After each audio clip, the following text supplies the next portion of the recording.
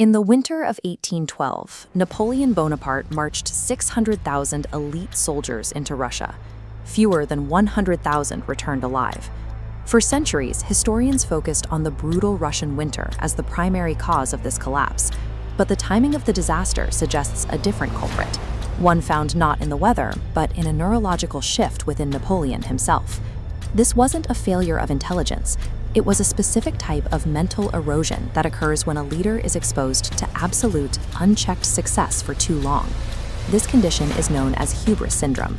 Coined by neurologist Lord David Owen and psychiatrist Jonathan Davidson, it describes a situational personality change triggered by the possession of substantial power.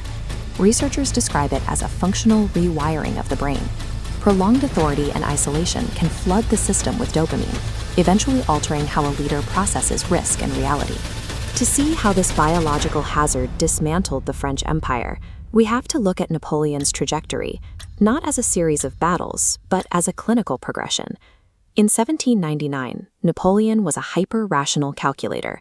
Upon seizing power, he prioritized data over ego, personally reviewing supply lines and listening to veteran generals who challenged his assumptions. His early genius was rooted in the nuts and bolts. In 1796, he wrote detailed essays on the mathematical necessity of keeping supply wagons within a specific mileage of the front lines. By 1804, that meticulous attention to detail began to give way to a preoccupation with his own image. During his imperial coronation, Napoleon snatched the crown from Pope Pius VII and placed it on his own head. He was no longer a servant of the Republic. He was the state personified. This move signaled the early onset of what Owen calls the royal conflation, the moment a leader's self-image becomes indistinguishable from the nation they lead. By 1807, after crushing the Russian and Austrian armies, Napoleon's confidence began to border on a feeling of omnipotence. He stopped listening to his inner circle. When veteran diplomats like Talleyrand offered realistic caution, Napoleon ignored or dismissed them, effectively sealing himself in an echo chamber of his own making. By the time he invaded Russia in 1812, Napoleon met nearly every clinical criteria for Hubris syndrome. The logistical obsession of his youth had vanished. He marched 600,000 men into a geographical void, assuming his mere presence would force a surrender within weeks. This map shows his planned route, but it misses the reality on the ground. The local roads were unpaved dirt tracks.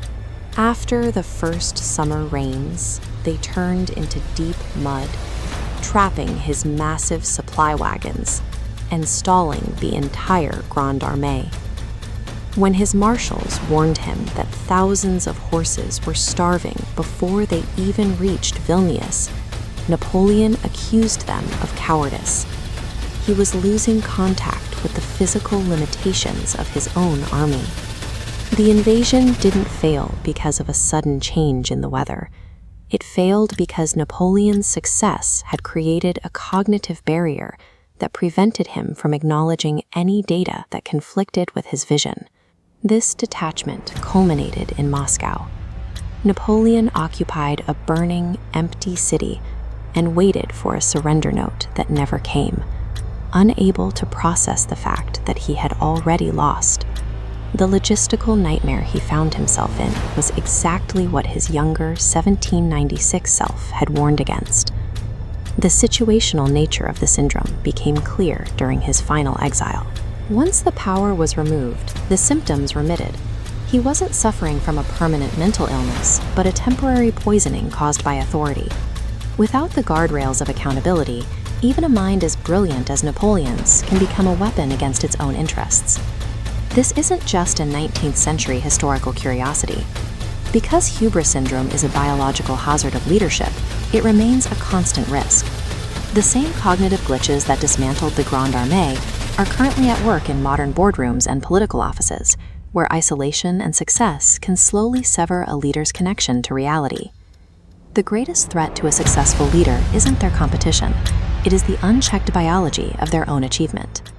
Clarity Campus, illuminating minds and expanding horizons.